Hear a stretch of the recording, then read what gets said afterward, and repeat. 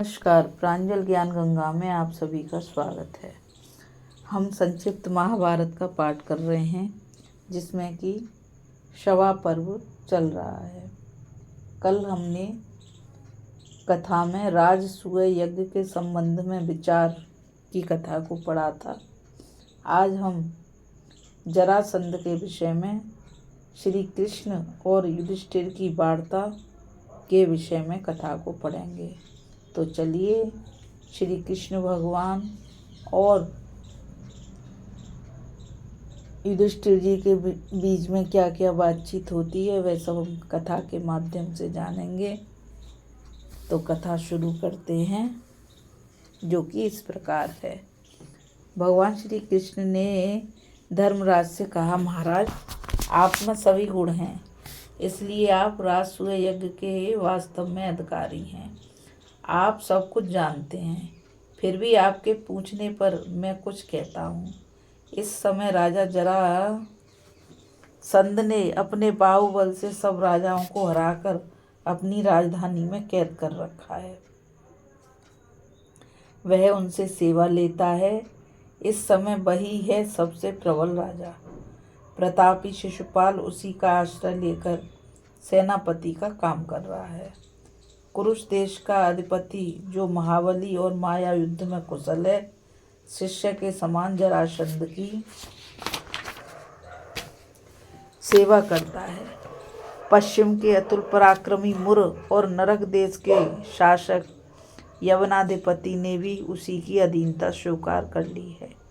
आपके पिता के मित्र भगदत्त भी उससे बातचीत करने में झुके रहते हैं और उसके इशारे से अपने राज्य का शासन करते हैं।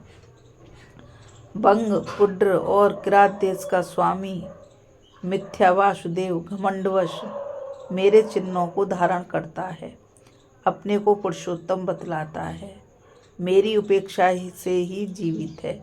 फिर भी उसने इस समय जरासंध का ही आश्रय ले रखा है। शत्रु की तो बात जाने दीजिए। मेरे सगे सुशर भीष्मक, जो पृथ्वी के चतुरांश के स्वामी और इंद्र के सखा हैं, भोजराज और देवराज जिनसे मित्रता रखते हैं, जिन्होंने अपने विद्याबल से पांड्य, कृत और कौशिक देशों पर विजय प्राप्त की थी, जिनका भाई परशुराम के समान बलवान है, वे भी आजकल जरासंध के वश में हैं। हम उनसे प्रेम रखते हैं, उनकी भलाई करते हैं, फिर भी हमसे नहीं, हमारे शत्रु से मेल रखते हैं। वे जरासंध की कीर्ति से चकित होकर अपने कुल विमान और बलाभिमान को तिलांजलि देकर जरासंध की शरण में रह रहे हैं। धर्मराज, उत्तर दिशा के अधिपति 18 भोज परिवार जरासंध से भयभीत होकर पश्चिम की ओर भाग गए। सूरसेन, भद्रकार, शाल्व, योत, पटच्चर, सुस्थल, सुकंत, कुंती, शाल्यवान आदि राजा दक्षिण पांचाल एवं पूर्व कौशल और मत्स्य सनस्तपाद आदि उत्तर देशों के राजा जरासंध के भय से अपना अपना राज्य छोड़कर पश्चिम और दक्षिण की ओर भाग गए। दानवराज कंस जाति भाइयों को बहुत सताकर राजा बन बैठा था। जब उसकी अनीति बढ़ गई थी, तब मैंने सबके कल्याण के लिए बलराम को साथ लेकर उसका वध किया। ऐसा करने से कंस का भय तो जाता रहा, परंतु जरासंध और भी प्रबल हो उठा। उसकी सेना उस समय इतनी प्रबल हो गई थी कि यदि हम लोग अस्त्र शस्त्रों के द्वारा 300 वर्षों तक लगातार उसका संहार करते रहते, तब भी उसका सर्वथा सफाया नहीं कर पाते। वह अपनी शक्ति से राजाओं को जीतकर अपने पहाड़ी किले में बंद कर देता है। भगवान शंकर की उपासना से ही उसे ऐसी शक्ति प्राप्त हुई है। अब उसकी प्रतिज्ञा पूरी हो चुकी है। कैदी राजाओं के द्वारा वह यज्ञ संपन्न करना चाहता है, इसलिए और राजाओं पर विजय प्राप्त करने की चिंता छोड़कर सबसे पहले उन कैदी राजाओं को छुड़ाना चाहिए। सबसे धर्मराज, यदि आप राजसूय यज्ञ करना चाहते हैं तो सर्वप्रथम कर्तव्य है कैदी राजाओं की मुक्ति। और जरासंध का वध। यह काम किए बिना राजसूय यज्ञ नहीं हो सकेगा। बोलो श्री कृष्ण भगवान की जय। आप स्वयं बुद्धिमान हैं। यज्ञ के संबंध में मेरी तो यही सम्मति है। आप सब बातों को सोचकर स्वयं निश्चय कीजिए और तब हमारी सम्मति बताइए और अपनी भी बताइए।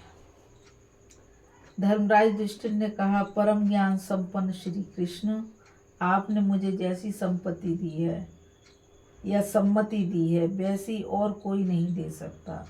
भला आपके समान संशय मिटाने वाला पृथ्वी पर और कौन है।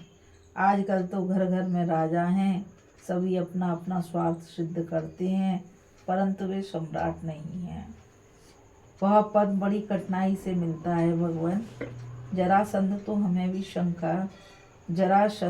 तो हमें भी शंका ही है। सचमुच में बड़ा दुष्ट है। हम तो आपके बल से ही अपने को बलवान मानते हैं। जब आप ही उससे शंकित हैं तब मैं उसके सामने अपने को बलवान नहीं मान सकता। मैं ऐसा सोचता हूँ कि आप, बलराम, भीमसेन या अर्जुन, इनमें से कोई उसे मार सकता है या नहीं। मैं इस बात पर बहुत विचार करता हूँ। मैं तो आपकी सम्मति से ही सभी काम करता हूँ। कृपया बतलाइए क्या किया जाए। धर्मराज की बात सुनकर श्रेष्ठ वक्ता भीमसेन ने कहा, जो राजा उद्योग नहीं करता दुर्बल होने पर भी बलवान से बढ़ जाता है। युक्ति से काम नहीं लेता वह हार जाता है।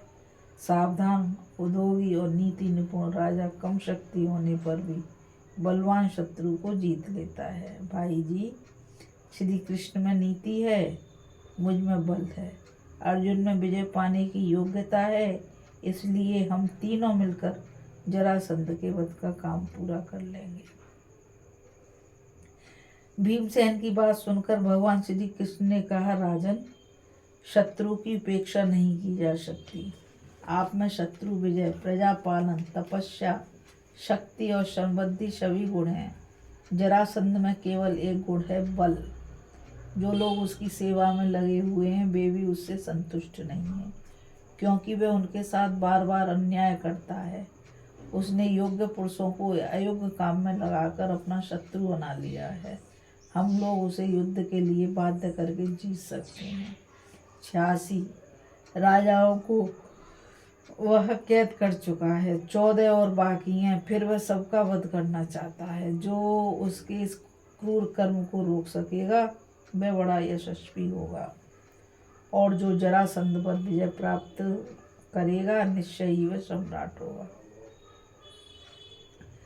धर्मराज युधिष्ठिर ने कहा, श्री कृष्ण में चक्रवर्ती सम्राट होने के स्वार्थ से साहस करके आपको या भीमसेन अर्जुन को वहाँ कैसे भेज दूँ।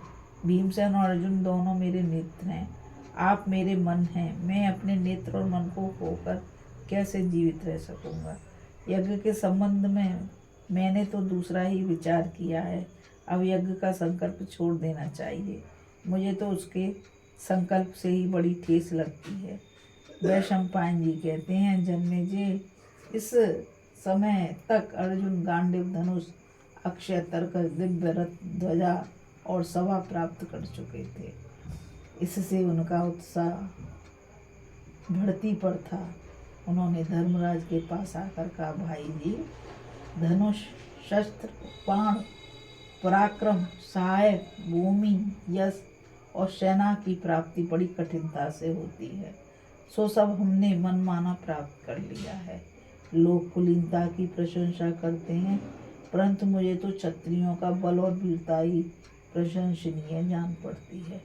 यदि हम लोग राजसूय यज्ञ को निमित्त बनाकर जरासंध का वध और कैदी राजाओं की रक्षा करें तो इससे बढ़कर और क्या होगा।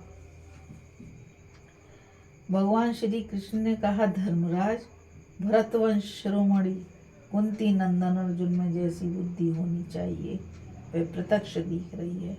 हमारी मृत्यु चाहे दिन में हो या रात में, हम उसकी परवाह नहीं करते। अब तक अपने को युद्ध से बचाकर कोई अमर भी तो नहीं हुआ है, इसलिए वीर पुरुष का कर्तव्य है कि वह अपने संतोष के लिए विधि और नीति नीति के अनुसार शत्रु पर चढ़ाई करके विजय की भरपूर चेष्टा कर ले। सफलता में लोक, विफलता में परलोक, दोनों ही अवस्था में अपना काम तो बनता ही है। बोलो श्री कृष्ण भगवान की जय।